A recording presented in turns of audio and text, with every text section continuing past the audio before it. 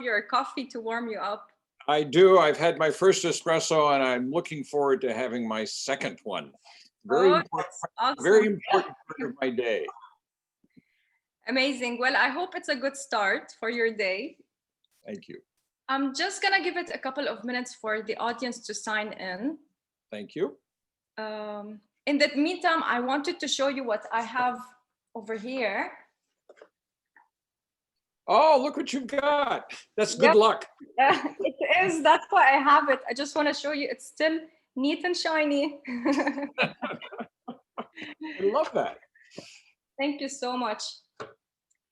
Well, it's beautifully decorating my home space right now. And I gotta tell you, Zev, I brag about this gift and our friendship every chance I get. You know, Fatima, I feel very strongly about getting to know you too. And I hope that in the future, we will get to have some fun together with you know, your family and Robin and I. And I hope so. I would love that. I hope so. Well, you know what?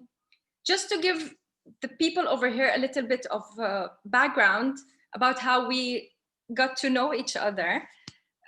Previously at Arabnet, I used to head the program department where I used to manage all the speakers' relations and organizing our own conferences. So I think last year around Christmas, I reached out to you because we were helping a Saudi government organize their event in Riyadh. So I reached out to Zev to engage him as one of our keynote speakers. And luckily he was available and we had the chance to meet each other back in Riyadh early this year. The event in Riyadh, just for the sake of those who are already logged on, was one of the biggest entrepreneurship events that I've ever seen. The Saudi government, in the typical way they go about things, just did everything. And the result was that thousands of young Saudis around 25 to 35 years old showed up to go to this conference. There were maybe, I can't remember, perhaps 50 booths for them people to talk to, and seminars all day. It was a fabulous event. It was. I mean, boy, things have changed since then. Really, we just made it. But I think, you know what, I think it's important also to mention here, just, I don't really brag about our friendship just because you're the co-founder of Starbucks. I mean, that's important, but jokes aside, I think this friendship really reflects who you are as a person. And this is the image that I want to make sure to reflect to the audience today. I mean, the first thing I think of, you and I obviously come from extreme different backgrounds. And I really hope this set an example to really show the world that good humans like yourself are, you know, still around and, you know, enjoying conversations with people regardless of their background or their race or their skin color or whatever they choose to wear as well. So I think this is so important to mention, really, for me, is for everyone here. I really hope you get to know Zev the way I do, and I really hope we can deliver this message through to you during this webinar. It's really kind of you to say those things. You know, it's true. Your personality and your warmth has a lot to do with our friendship. Thank you so much. So I think let's begin. Okay. So shall we dive into the Starbucks story? Everyone is waiting to hear about this. So Zev, tell us about how it all started, from concept creation to the brand name, how you met your founding team, you know, all the stuff that's really involved in building and creating Starbucks. Well, I think it's important for the audience to understand how different the time was in August of 1970. Yes, that's almost 50 years ago. In August of 1970, in the market that we were living in Seattle, Washington. Today, if you go to a supermarket in Seattle and you want to purchase a cheese is very popular here. Today, you would have a choice of 50 types of cheese. There, in most supermarkets, there's a little gourmet department that has all those cheeses. In 1970, you would have had a choice of 3 colors of cheese. That's it. There's been a gourmet revolution, a food revolution, giving people access to all kinds of things. Yogurt, just one more example.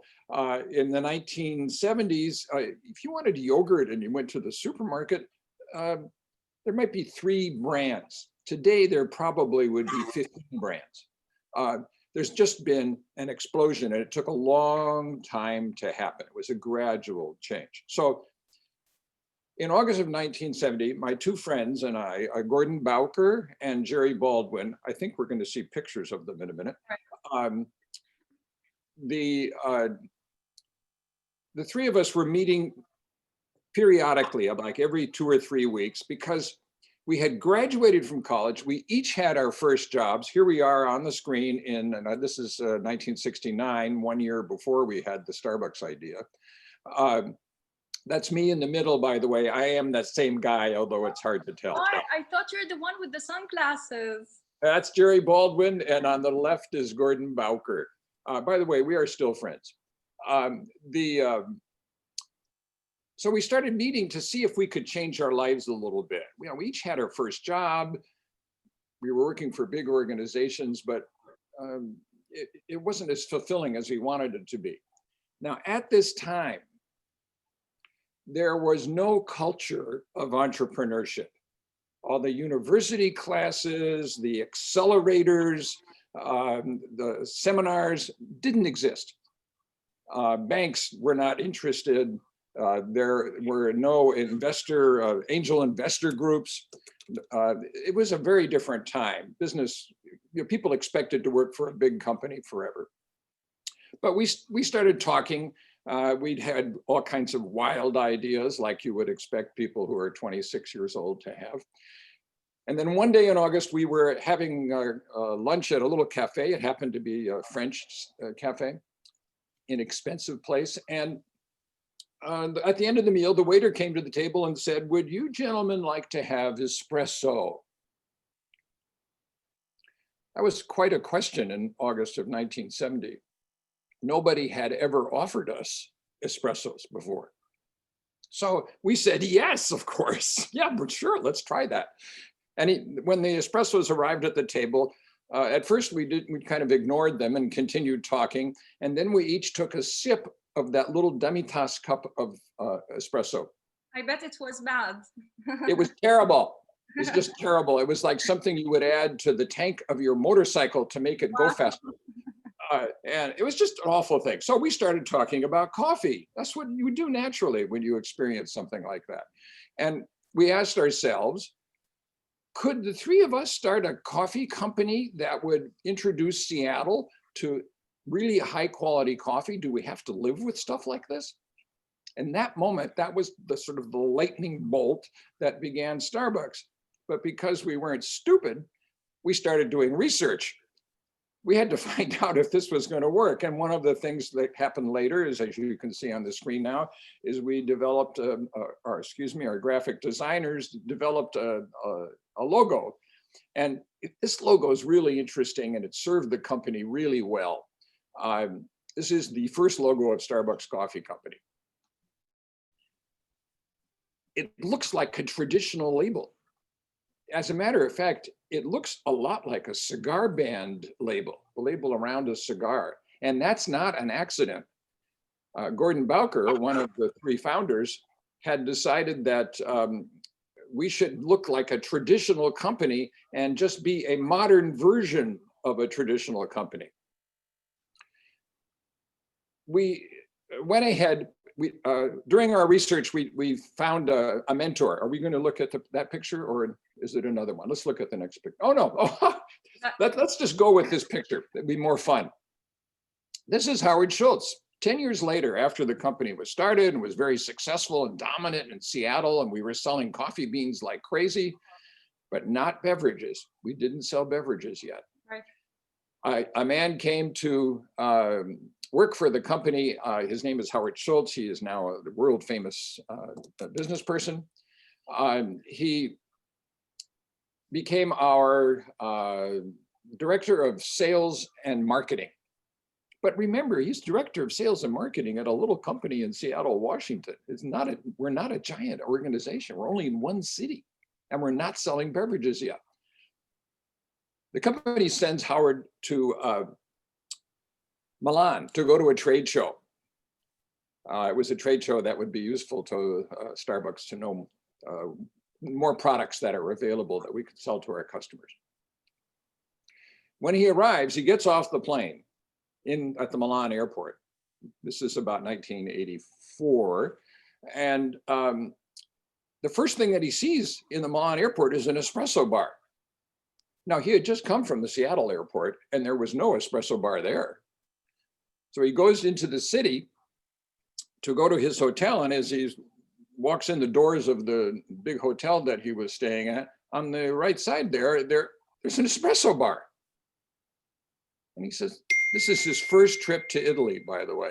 This is his first trip to Europe. So he's very impressed by the fact that people are drinking coffee in espresso bars. Then he goes the next day to the convention center for the trade show, and there were several espresso bars there. And he has what we call in the United States an aha moment. He goes, aha, we need to sell beverages at Starbucks, not coffee beans. And so he comes back and starts pushing the founders to open coffee bars. And there were some experiments. The experiments largely worked. And eventually, Mr. Schultz found an investor group and purchased the company after about 14 years of operation from the founders.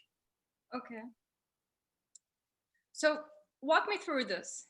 You founded Starbucks, and after 10 years, you sold your shares and you left. I left. My partners stayed for another 3.5 years. Okay. During the time Howard Schultz came to work for the company. Yes. So, this is our first store. There's a lot of information in this first store. This store is in the central market of Seattle. It's called the Pike Place Market. So this is 1971. This is, Starbucks has just opened, and you can see that it's not a coffee bar. What's on the scale? What's on the top of the counter? Not a coffee machine. It's a scale, because we're selling coffee beans. And by the way, my partners and I built this entire store ourselves with our own hands. I can tell your audience that these fixtures, including that counter, were built in the basement of my parents' home. This is the same store today. It's a coffee bar now, because starting in the late 80s, Starbucks converted to be a coffee beverage business. And this store is an international tourist destination. People, except for COVID, before COVID and after COVID, this is a place where people from other countries come so that they can experience being in the first Starbucks. I think this is amazing. Well, my favorite drink right now is Starbucks latte, really. And they serve the best latte, for me at least. So going back to the question, so you left Starbucks after a decade, and then your founding partners left. My main question here is why? I mean, how did you know that you are taking the right decision? Why would you leave something that, many people dream of having? And how did you know you were making the right decision at that time? Well, first, I'm going to explain about me. After 10 years, Starbucks had about 200 employees, 6 busy stores, and 300 wholesale customers, which were largely restaurants. We dominated the Seattle market. And, your listeners know that when you have 200 employees, you've got levels of management. And I was very uncomfortable with that. I am what is known in business as a startup guy. I like to start companies. I'm an innovator. I get a thrill from how difficult it is and how many challenges there are to start a company. I've done it several times. And so I knew by, say, 1980 that it was time for me to leave. Do you And regret your go, decision now, Zev? say it again. Do you regret your decision now? Oh, no, not at all. I know who I am. I'm not a person who can operate in a big corporate environment. And because I understand that, and I sort of understood it at that time, I knew it was a good idea. Now, my partners, when they sold, they each at that time, this is now the mid 80s, they each had something they wanted to do. And they eventually did it. So for them, after almost 15 years of developing this wonderful company, they had a buyer. The buyer happened to be Howard Schultz, who was working for them. They had a buyer, he's sitting right there, he wants to purchase the company, and they negotiated a deal that worked pretty well for everybody. I have never heard Howard Schultz, Gordon Bowker, or Jerry Baldwin say anything but good about that transaction. They're all happy. Oh, that's awesome. So, so I know Howard used to work with you before as the director of sales, but how did you guys know that, you know, Starbucks is left in good hands? That's a very good question, and it's one that many people who own companies and want to sell are worried about. They don't want their good reputation ruined. It was pretty clear to the founders of Starbucks. This was primarily my partners who were negotiating this. It was pretty clear to them that Howard was a really smart, effective executive, and he had a lot of drive. He wanted to succeed. And it looked like things were going to work very well. He also retained a number of key employees. So it appeared, especially to Gordon Bowker and Jerry Baldwin, who were right in the middle of this transaction, that yeah, he was going to be okay. He wasn't going to ruin the company.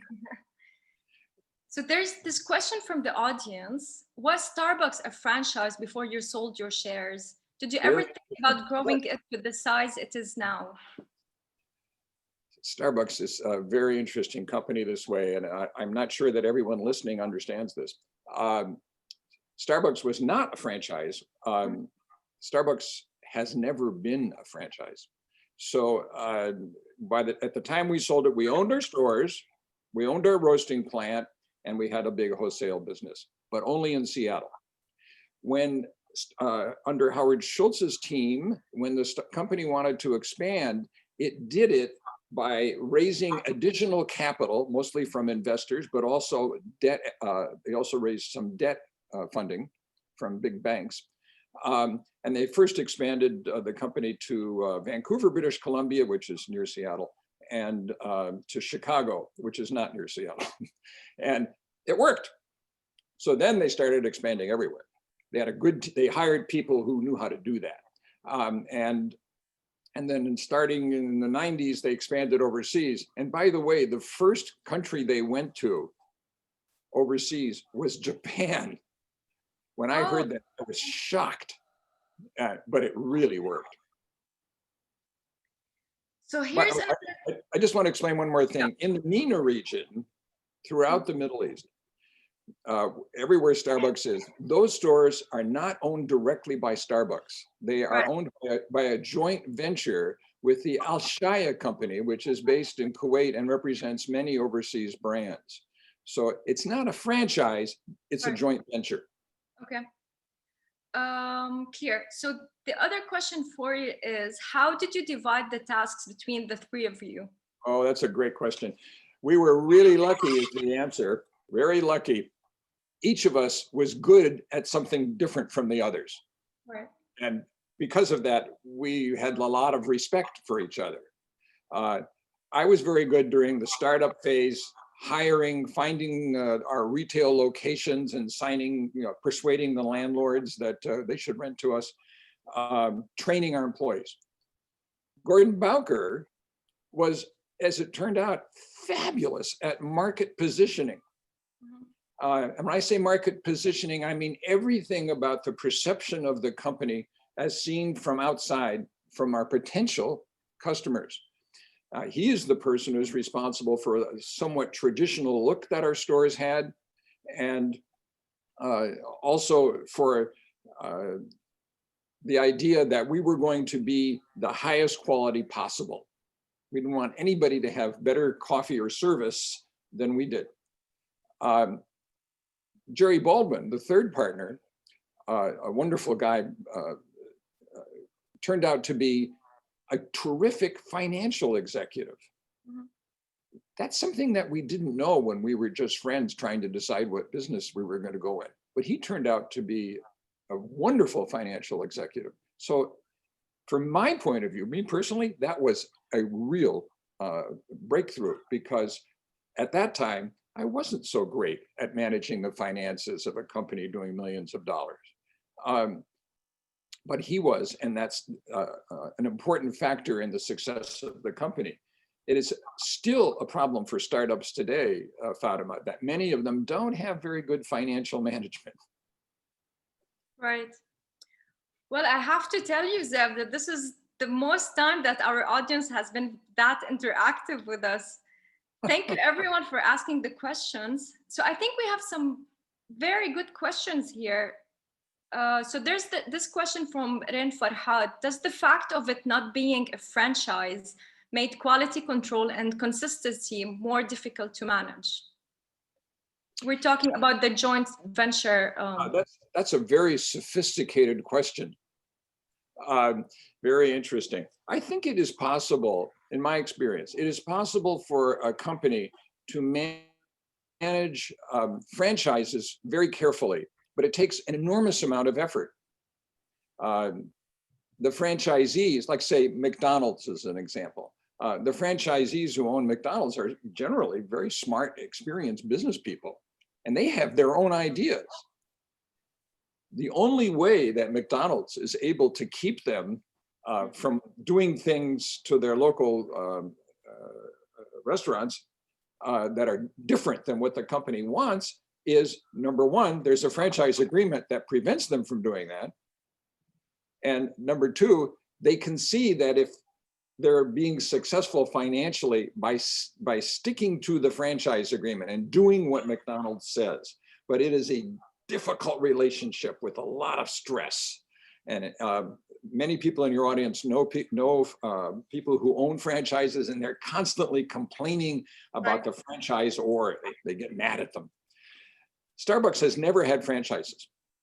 Still today, no franchises, but they do have joint venture agreements not only in the MENA region, but in Asia. There are several of them in India, but they pick their partners very carefully. Al-Shaya was an experienced company.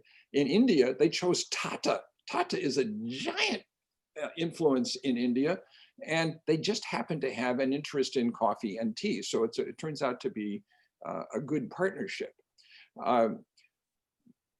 I am sure that there are stresses in these joint venture relationships. I'm sure that there are arguments. I'm not there to listen to it, but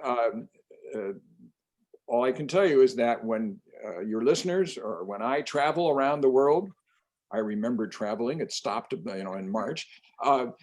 When you travel around the world and go into a Starbucks, they're very similar. They're very similar. Quality's high, customer service is good, and the look of the store is very similar. So my guess is that Starbucks is able to enforce on its joint venture partners the look and the feel of a Starbucks store. Awesome. Well, I promised everyone that we will answer as many questions as we can. This is fun for me. I really enjoy this. Awesome. So just a quick note to the audience that we'll be sharing some poll questions to engage you more with us and with the discussion. And by the end of this interview, Zev will be answering those poll questions himself as well. And so the other question that I have is, I know you're a mentor to a lot of startups and entrepreneurs, Zev. I'm interested to know who your mentor was. Our mentor was a man named Alfred Peet, who had, we met him in about October, November of 1970. He was an experienced gourmet coffee guy. There he is. Mm-hmm. The quick poll is blocking the image. Alfred Peet was Dutch. He's from the Netherlands. He had been working in Java and Sumatra in the coffee and tea industry. He came to the United States about 1960. And then in 1966, he opened a little coffee company in Berkeley, California, near the University of California at Berkeley. That's in the San Francisco area. And it was an enormous success. His signature was dark roasted coffee, and he had there was a lot of respect for him by, say, 1970. When I started doing research along with my partners should we go into the coffee business or not? You know, are we the right people to do this? I heard about Mr. Pete, and I telephoned his office in Berkeley. And one of the most fortunate things that's ever happened to me, he accepted the phone call and talked to me. Now remember, he's 20, 25 years older than I am. He has all the experience possible with coffee and tea, and he's already a success, a local success in Northern California. I explained to him what Jerry and Gordon and I wanted to do. And he said, oh, Zev, he had a Dutch accent. He said, oh, Zev, you should come down here to California, to San Francisco, and I'll show you my company and you can decide if it's a good idea for you or not. A very generous offer. I know a lot of people that would have said, good luck to you, I'm not going to help you.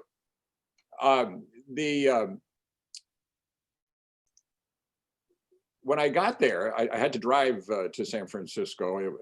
This was 1970. And it took 11 hours to get there by car. And when I got there, I went to one of his stores. He had 2 stores.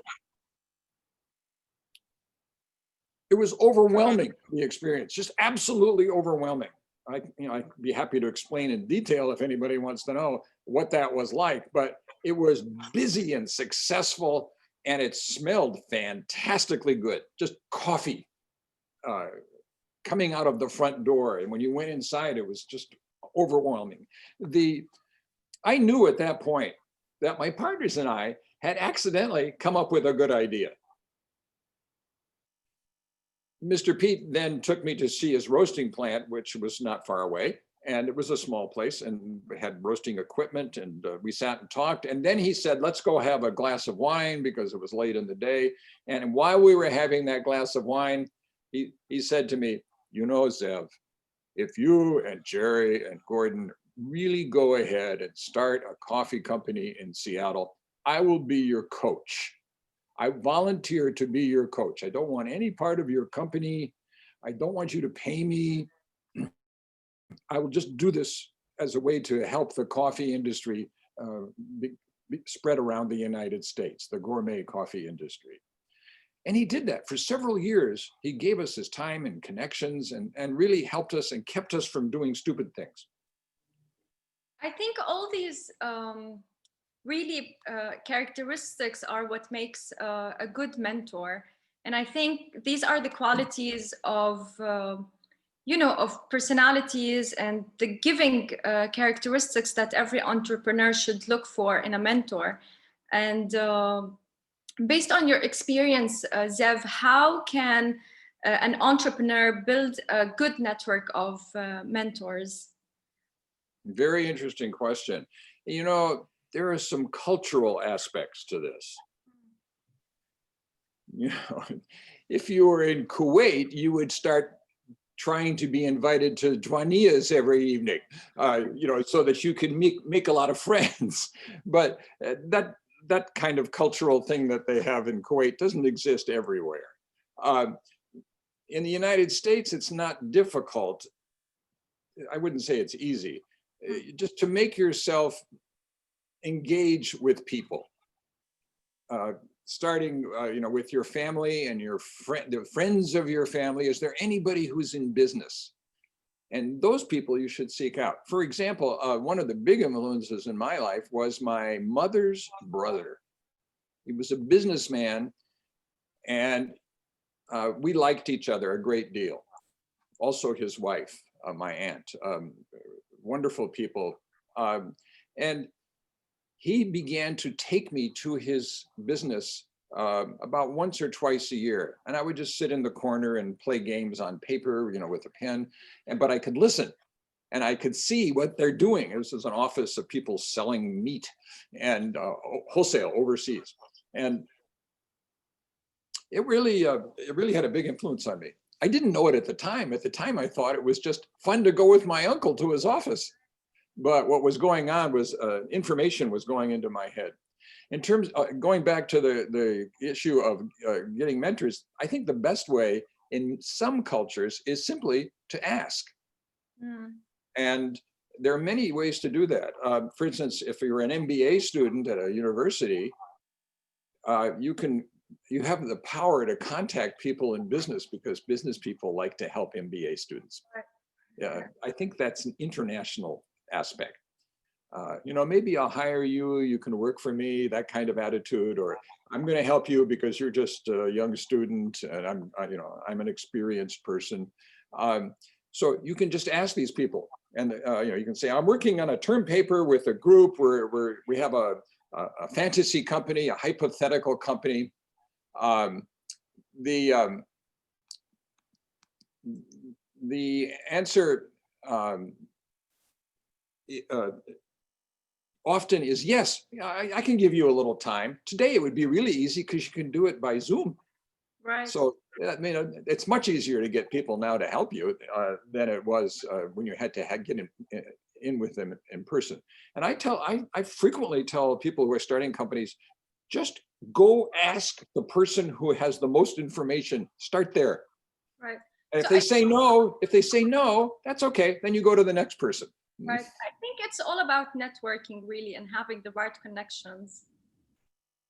Yes, but networking, when you say the right connections, that implies that you know somebody who knows that person. And that really helps. But you can also approach people who you don't know. If you do it in the right way, I'm just a young student, I don't know anything. Maybe you do know something, but we're doing this. We've done a budget for a fantasy company that is going to produce software. Would you look at our budget and tell us what's wrong? Of course they will. It's easy to do that. And then they start engaging with you. Awesome. So Zeph, tell me an advice that Alfred has given you that you always make sure to spread it to the other entrepreneurs. When you ask that question, I can just see him standing there. Well, one of his advice was so, he was so passionate about this. He said, I have worked all my life to produce coffee that is this quality. I have connections with coffee brokers and growers in many countries. I applied lots of energy and hired the right people so that our customers can have a wonderful experience in the store and then when they get home with their coffee. He said, because of that, I will never discount the price of my coffee, never. And he would just go, he sounded just like I do right now. I can tell you that my partners and we never discounted our coffee. We would never say, oh, today Columbia coffee is on sale. We didn't do that.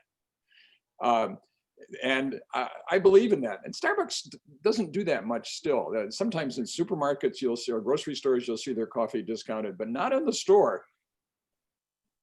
And that's just one thing. The other thing is one of his very important rules was no compromise on quality. You offer the best quality you possibly can, which means you have to purchase the best quality you possibly can. And he really meant it. And we also had that. One thing we did not adopt is his personal style. Alfred Pete was an old school European who didn't want advice from anyone. And he treated his customers in a very funny ways. He would, when he was in the store, if somebody asked, one of his stores, if somebody asked him a question, he would yell at them. He would say, what do you mean you're making coffee in that kind of a coffee maker? That's a terrible coffee maker. You should buy one of these because it's a good coffee maker. And like that. It was just sometimes it was just gruesome to watch him do this. But people appreciated him because he really did have the best quality coffee. Well, he sounds like a very funny and passionate guy for sure. Oh, completely, yeah. I think we have some more questions from the audience. How did you change the mood of the populations who do not drink coffee? That's an interesting question. I don't know the percentages today of people who drink coffee and people who drink other beverages. I can't just tell you what that is. But in the early days, we were only interested in people who were interested in coffee or tea. We also had a nice tea department, and there's a funny story about that. Really, the founders of the company for 14 years did not worry about people who didn't like coffee, but we did make the experience of visiting one of our stores so interesting that people, I think, wound up being converted. Now today, in the coffee bar industry, not just Starbucks, but all of the independents, the situation is different because coffee has become extremely social, especially with people in their, in their 20s and 30s, 40s, and there is a big variety of drinks. So if you don't really like coffee and you don't want the effect of caffeine, most people do want the effect of caffeine, then there are other drinks available in all coffee bars. So it's a little more seductive now. If you go with a friend to a coffee bar, but you don't drink coffee, you've got lots of choices. Right. So the other thing I wanted to ask you is, given given that you're now a mentor to a lot of startups and entrepreneurs as well, and given that I also work in the ecosystem as well as part of Arabnet, we have witnessed a lot of governmental initiatives and corporate KPIs to encourage everyone to become an entrepreneur. Yes. And if I dare to say, it has become quite fashionable. So my main question here is, does everyone have what it takes to become an entrepreneur? I mean, if everyone is an entrepreneur, who's going to work at the car wash? No disrespect to the car wash people, of course, but does everyone have what it takes? Maybe some are just not cut out for it. How should everyone try at least once? And what are the key what are the key factors to become a successful one?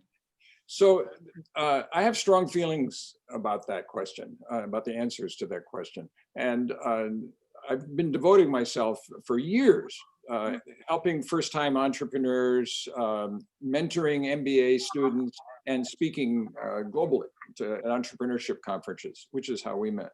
But no, everybody shouldn't do it. My approach to it is to, when people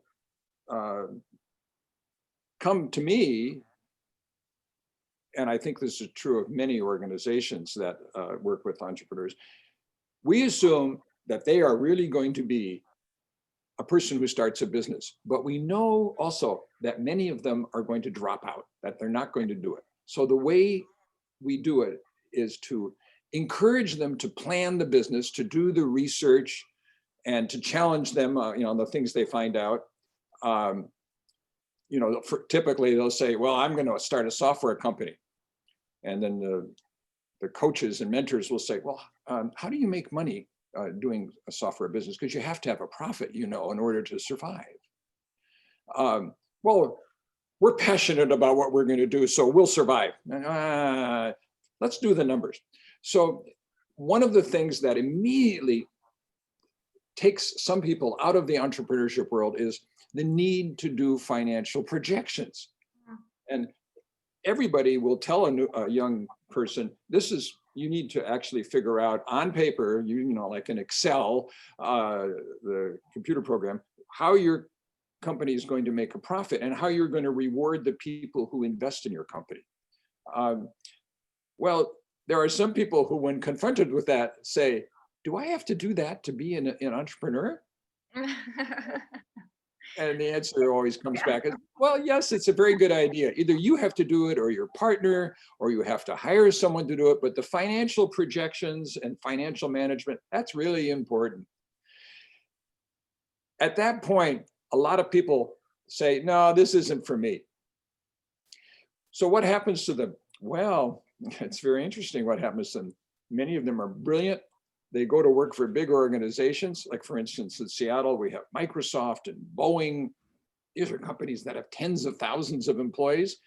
And you know, a lot of those employees are pretty darn happy. They get paid well. They get enormous, with those big companies, they get really good health and other benefits. In the United States, your health program, your health insurance is tied to your employer. It's not a government thing. And so that's really important. So a lot of people have very fulfilling careers within large organizations, and they have far, far less personal risk. The personal risk element is very difficult for some people. You mean I'm not going to get a paycheck for the first year? Well, yeah, because if you get a paycheck, that means you have to raise more money from investors. Right. It's the investors who are going to pay you. I can't do that. That's too risky. You know, so there's, although there is this cultural thing, and you know, entrepreneurs are put on a, you know, on a platform to be admired. Yeah, it's not for everybody. And many of my friends work for large organizations and are very happy doing that. Awesome. Well, thank you for your honesty. I know a lot of people who keep avoiding this question, and I know you'd be daring to answer it. So over here, lots of the audience are interested to know what you're doing now. Good question. I am an old man now. I'm ancient. So what I am doing now is mentoring people. I have several Zoom calls each week with young entrepreneurs. They're in Mexico, in Kuwait, in the Netherlands, many different countries. Zoom makes it easy. I try to be useful to them, mostly by asking questions. I do conference calls like this, like the one we're doing right now. Until March, I would travel to go to other countries to speak at entrepreneurship events, and I loved that. And frankly, I hope that returns. I would love to do it again. I mentor students at 2 universities, mostly MBA students. They're fascinating to me. I find the way they think really interesting. I learn a lot from the people I mentor. I'm not like Alfred Pete, where, you know, this is the way it is and you're going to do it my way. I'm not one of those guys. I ask questions, you know, what would happen if this happened? You know, that kind of question. Where did you get this number?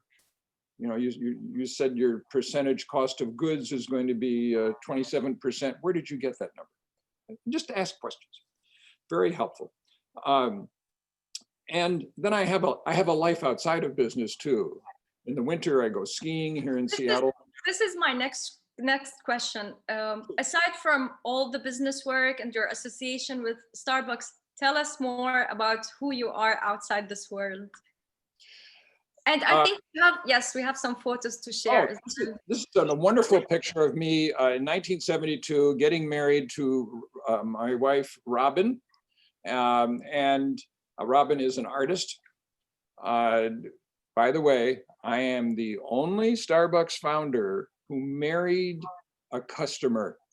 I met Robin when she came to one of our stores, and I happened to be standing behind the counter selling coffee. That's such a romantic story, Zed. It really is. We were married 1 year later, and we are still married. It's a long-term relationship.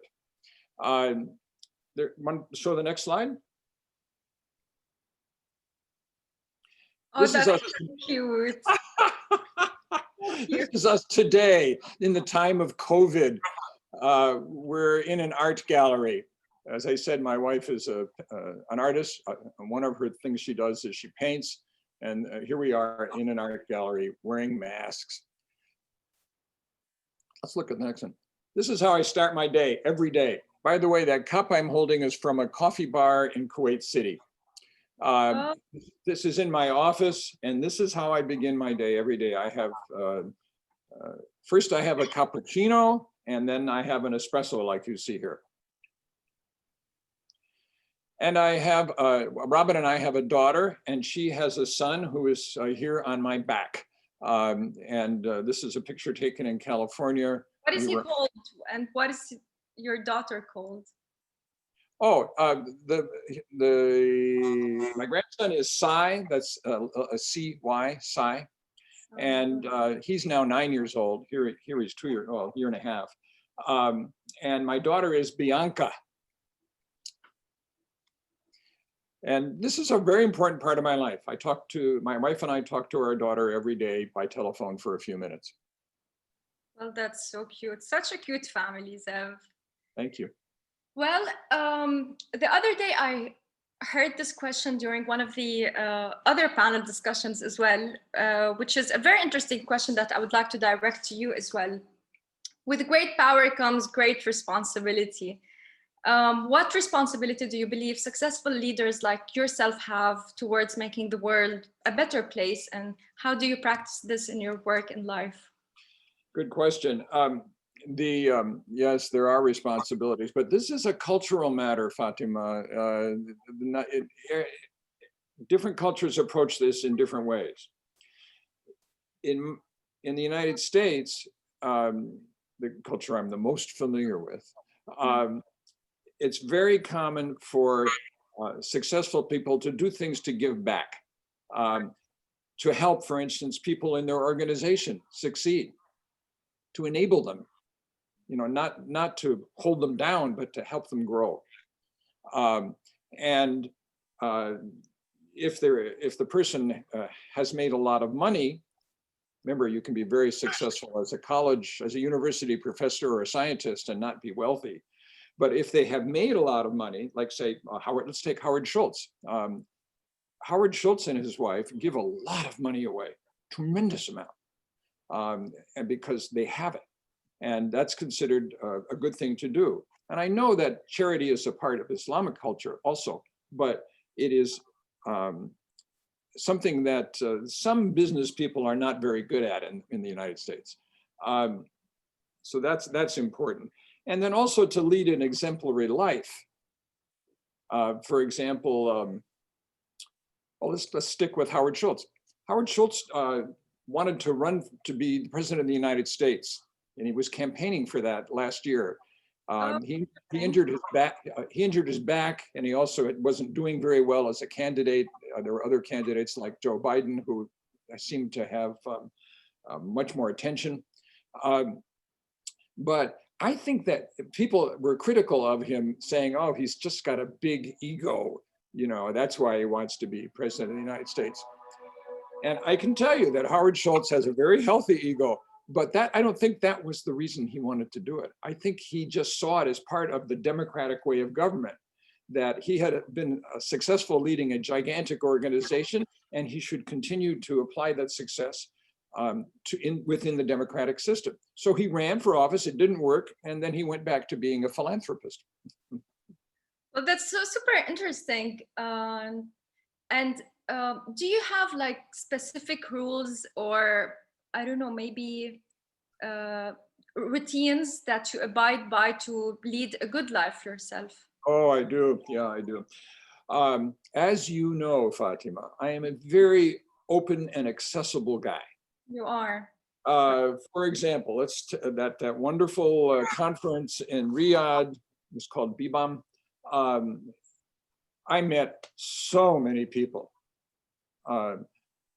The organizers wanted me to stay in the green room a lot, hiding. But I would go out and walk around on the floor, and I would approach people, making sure that we could speak in English, because that's a problem for me. I don't speak Arabic yet. And we would get into conversations. And I had correspondence with a number of people for months after that conference. And that's how I operate. I'm an accessible guy. And that is one of my rules. And of course, like many other people, I protect my family as the best I can. I help my friends with what they're trying to achieve. I'm a normal person that way, but I can say, more outgoing and want to engage more with people than most folks. And I mean, this speaks a lot about who you are as a person. Throughout my years working with Arabnet, I've also approached a lot of people, trying to engage them in our conferences or in our work. And I gotta tell you, Zev, some people that we used to be friends with, whom reach a specific high position in a specific government entity or a corporate, that are just so difficult to talk to right now, or they just become so arrogant. Of course, I'm not going to mention names, but I have some faces in my head right now. I have met people like that, but Yeah. there are also people who are not. For example, I've been to Kuala Lumpur 2 or 3 times to do presentations, and I was once on the stage with the man who is the president of the CEO of Asia, Air Asia, which is a discount airline in that part of the world. What a guy! I was just stunned, and the audience just loved him. He was a national hero. Right. Now, it helped that he also owned the national soccer team. They love that. But he was making jokes. There were government people in the front rows, and he was making jokes with them, challenging them, and the audience would laugh. I mean, this is a way of giving back. This is a way of being a human being. He was not a formal person. And he liked engaging. It was quite interesting to me. It was a great lesson to me. I think this is very important, really, for everyone to take away from this conversation, that regardless the position that you might reach, I mean, you reach there with the support of a lot of people. And I think we need to stay humble and supportive as much as we can, really, regardless of what we achieve. Fatima, related to that, in the early days of Starbucks, and I believe this has continued at the company long after my time, my partners and I hired people that were smarter than we were. Right. They were very good at something, roasting coffee or engaging with customers or doing wholesale business, much better than we were. And we just supported them and let them go. Now they had to go within the framework of the company, and they rewarded the company by achieving great things. And I think that this is an important aspect, that not only myself, but my 2 partners felt that hiring good people and then enabling them, inviting the ones that were not performing to go work for somebody else, and it really made a big difference to the company. We learned a lot from the people that were the senior managers in our company. That's super interesting. We have a lot of insights really to take away from this conversation. So do you see it more open, collaborative, and integrated, or do you see it more localized and competitive? I missed the first part. Businesses in general, or business, the business, the future, or which will be reflected in the business world as well. Thank you, Fatima. The business is extremely competitive right now, and it is made, in some cases, made more difficult, much more difficult by the pandemic, the COVID pandemic. There's so many companies that are suffering, but there are also some winners in the United States. I can give you an example. COVID has been a tremendous help to the home remodeling and improvement industry. Everybody has to stay home. People are working at home. So they started working on their houses. And it is very difficult, for instance, in Seattle right now, to get a good craftsperson to come into your house and help you, remodel your living room. They're busy. One of the people that I talk with periodically, a businessman who owns stores that sell and install swimming pools, home spas, and saunas for private residences. I asked him how COVID had affected him, and he said, we are sold out through 2021. He said, we can't take any more customers. This is a big company.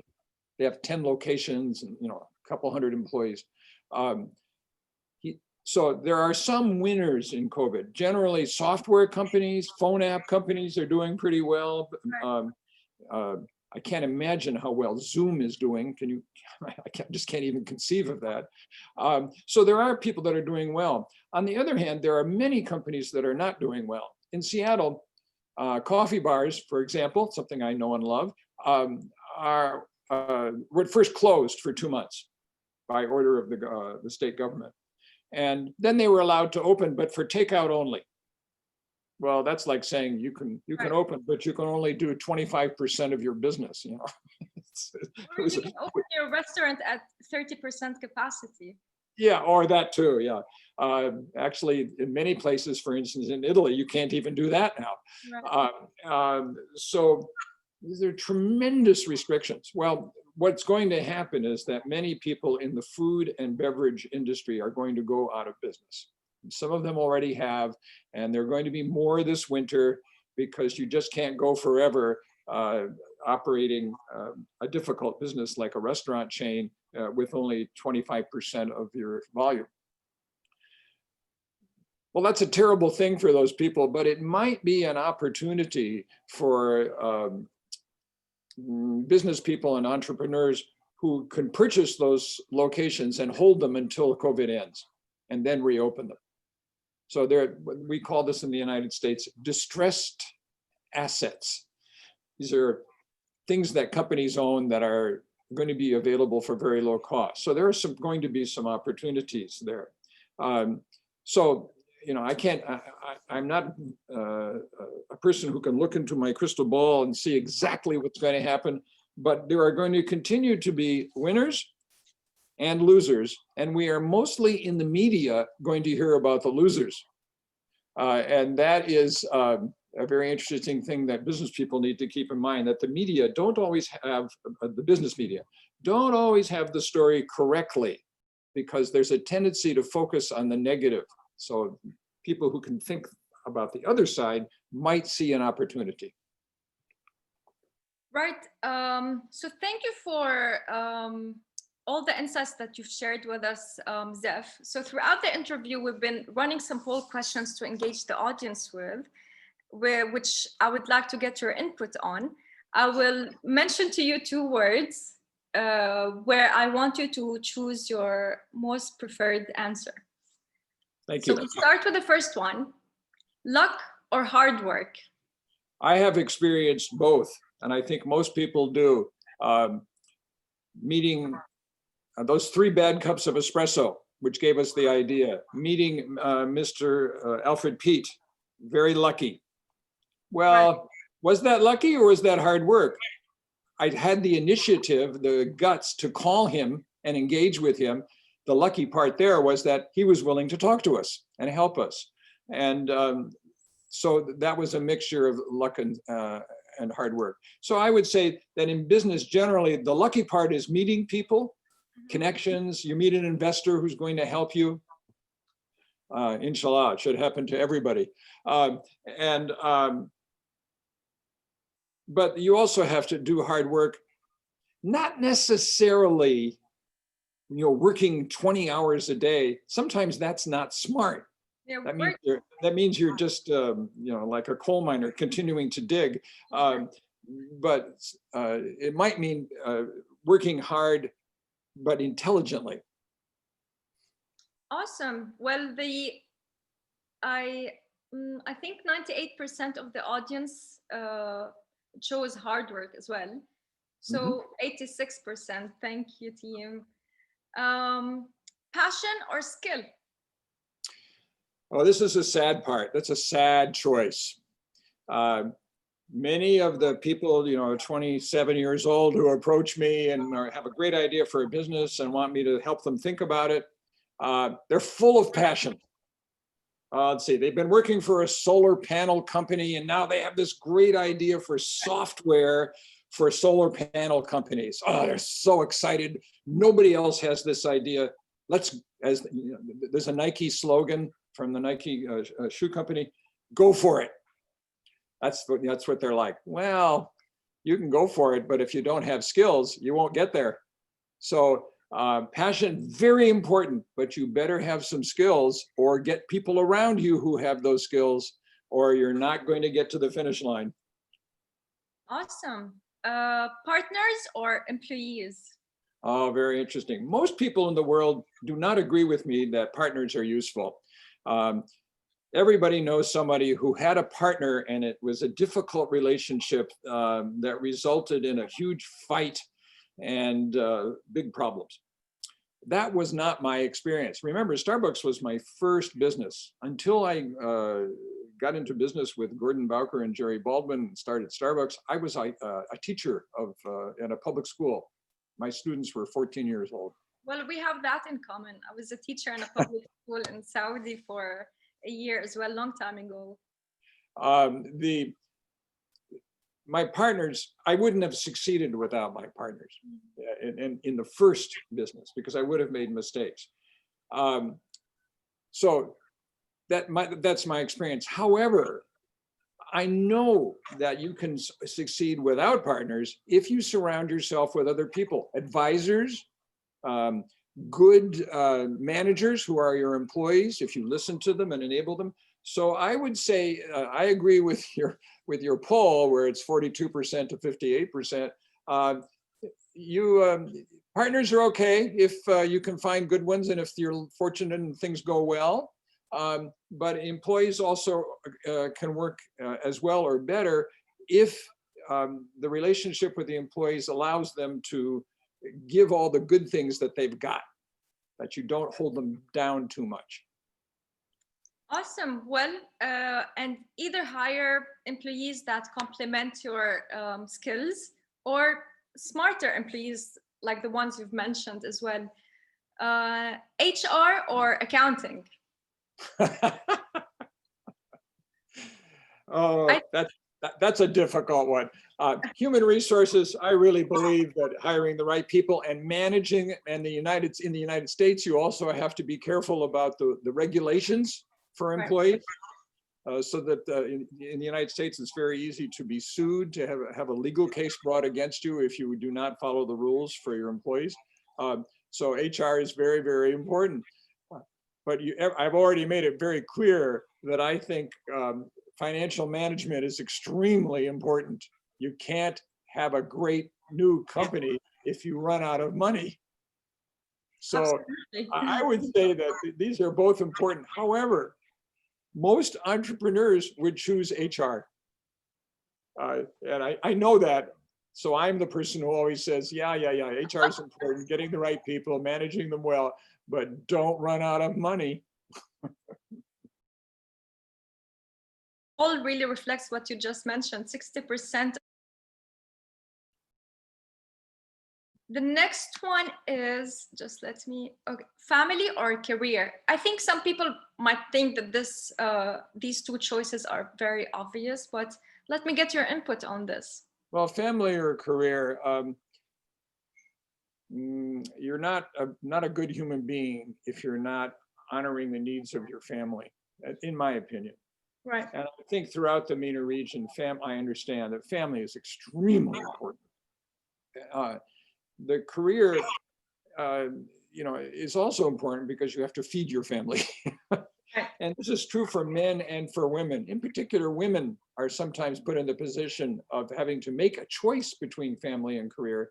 I think personally that's an unfair choice, and that it should be shared by the man and the woman. But that's a cultural aspect. Awesome. My screen. Okay, mentor or investor? Oh boy, I have dealt with so many investors in my life, also with investors in companies that I've been advising. So I learn about that. I have a lot more experience with the type of people, they're called angel investors, who help start new companies. I know more than most people about that. That's a difficult relationship with the investors, very difficult. And obviously, You don't necessarily have to have a mentor if you know a lot. For instance, Alfred Pete did not need a mentor because he had acquired knowledge for the first, well, from the time he was 20 until he was 40, he was working in the coffee and tea industry in Java and Sumatra and a little bit in Europe and in San Francisco. So he knew a tremendous amount. He did not need a mentor. He probably needed a good lawyer and a good accountant, somebody to run the financial aspects of the business. So go with most startups need investors, but the difficulty is that there are not enough of them in the world. And the relationship with investors is extremely problematic. Investors have as their primary concern return on investment. They want to get paid for having invested someday, maybe 5 years from now, but they want it to work. The truth is that even professional investors like venture capitalists, these are professional investors, they sometimes, they have shared with me, many of them, that if they do invest in 10 deals in a year, they'll have the one's what we call a home run, just really successful and returns a tremendous amount of money. There are two more that do okay, they return some money, and the rest, not so great. And two of them at the bottom end fail completely. So even venture capitalists make mistakes investing. And this is a problem. So, everybody's aware if you're an investor, you have to be very cautious.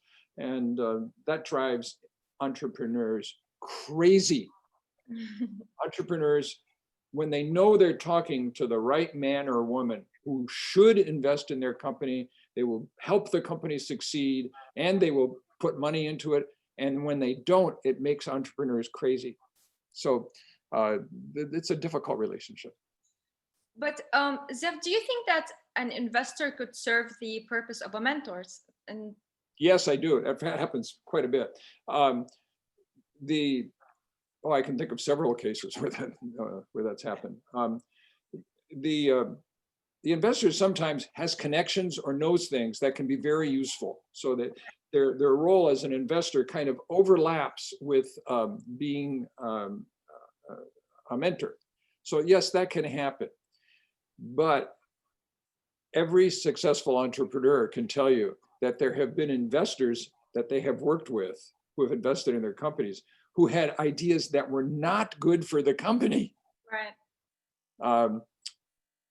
The typical bad idea would be the investor comes to you. This is an investor who's put a lot of money in your company and says to you one day over coffee, "I want you to hire my nephew." Now, sometimes the nephew is a wonderful person and perfect for the company, and sometimes he is a drunk who failed at the university. But he says, he needs a job. He's a good boy. This is like a death sentence for an entrepreneur. So these things happen. Investors do not always give good advice. So that, again, as I said before, the relationship between the investor and the entrepreneur is a difficult one. It's like a marriage that has problems. It works, but it has some difficulties. This has been one of the main problems that we face over here in the region, like people recommending people that they know who do not fit a specific position. I'm not going to go into politics, but this is... The classic one that I find is I'll be talking to a young woman who's starting a software company, and I'll say, okay, we finally get around to who's on your team. And she says, well, there are two other people, a man and a woman, who are part of the core group, and we're working on this together. Tell me about them. Well, the woman is, in the corporate finance program at a university, and she'll be graduating soon. Okay, well, tell me about the guy. Well, he's a guy that we just love. He goes to all the parties. He's really a fun guy, and he makes us laugh. I think, oh my God, this is a terrible idea. Does he have any skills? And it turns out, well, he's really a nice guy. Really a nice guy. Well, learn this Arabic word, Zeb. We call this in Arabic wasta. And this is a big problem over here. Yes, you know, it's not only in the MENA region. This is something that happens in many parts of the world, in Southeast Asia, in South America. Friends and family are so important that sometimes you take them into your company and you're sorry you did that. In the United States, it's a little bit more of a meritocracy. You have to be good at a little bit more. What you can do is more important than who you know. Sky's the limit or know your limits? Say it again. Sky's the limit or know your limits? Well, I love sky's the limit. I think that's a lot of fun, but you have to be realistic. For example, you know, if you're a startup company and you're telling investors that you're going to dominate the world of software, yeah, the investor is going to say, hey, what about software? What about Microsoft and Cisco? Oh, they know nothing. We are going to be the biggest, best company in the world. Well, that's a guy that, you know, is dreaming too much. The sky's the limit. How about learning to walk before you start to run? And so I think it's, in spite of that, I believe that it's important to have a dream, but you have to work on the first steps and be good at it before you can realize the dream. That's just a general feeling that I have. Now, there are exceptions in the software and in the social media world where companies have had early success. They're called unicorns. These are companies that go to $1 billion in 2 years, you know, and that happens, but it's rare, very rare. Well, 60% of the audience voted for Sky's the Limit. Yeah, I understand that, because you do have to have a goal that you can work towards, but it needs to be a goal. There needs to be an intermediate goal too, the first goal before you go to the big goal. Right. So Zev, latte or espresso?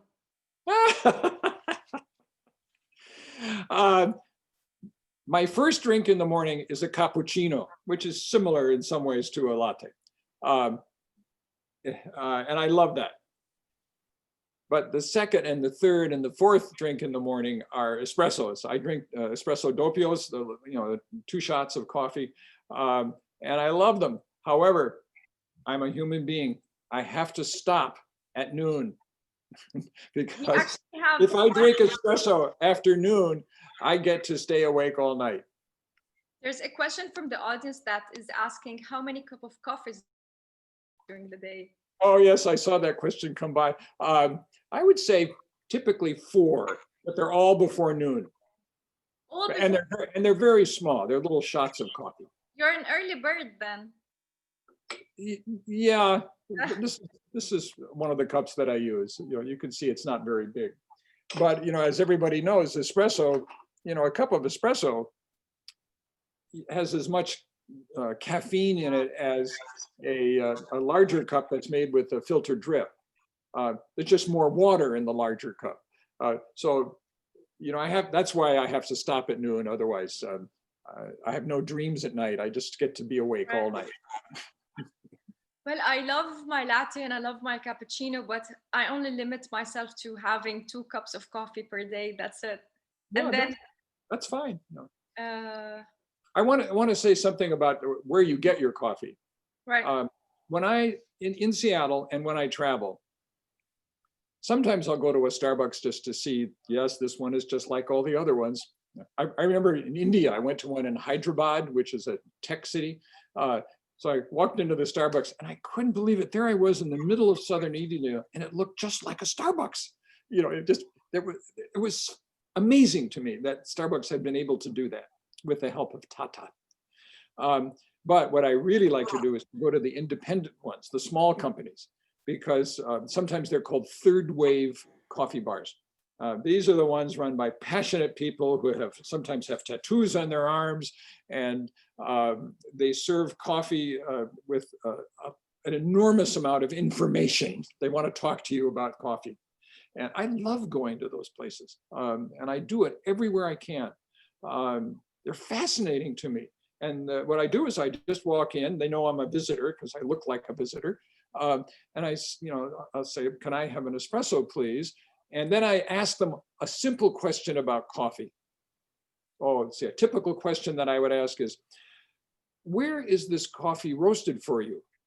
Oh, that starts a conversation. Then they want to tell me all about the roasting plant and which kind of coffees are in this blend and all this stuff. And it's a wonderful experience. I'd love to just feel that wave of love and passion for coffee coming toward me from them. And it happens everywhere. Well, I really hope we can have a coffee conversation in person. I would like that. Soon. And I'm mindful of your time, Zev. That was so much fun. Thank you. And I want to thank everyone for joining us and being with us. Zev, do you have any last words for the audience? Well, I really appreciate the work that Arabnet does in enabling business people to move ahead with more information. I think that's really important. And many entrepreneurs in the MENA region probably catch the business disease by listening to your presentations, but also by going to events that you've hosted. I think it's extremely important, and I would encourage the people that are listening, when they are thinking of starting a business, or maybe their cousin or their nephew or their brother is thinking about starting a business, that they tell that person, a man or a woman, that they tell them that getting help from outside, and especially doing a little bit of financial forecasting about how it's going to work financially, will save them a lot of trouble. And that's the first advice that they should give. I really appreciate the opportunity to be together with you again, Fatima, and I look forward to seeing you in person next year. I hope so, and I hope you can pay us a visit anytime soon to Beirut, and I promise you, I'll make you the best coffee. Wonderful. I look forward to it. Well, thank you so much for your time and your support always, Zev. Send my regards to Robin, and here's a flying kiss from Beirut to you. Take care, everyone, and thank you for joining us. Good luck. Thank you so much.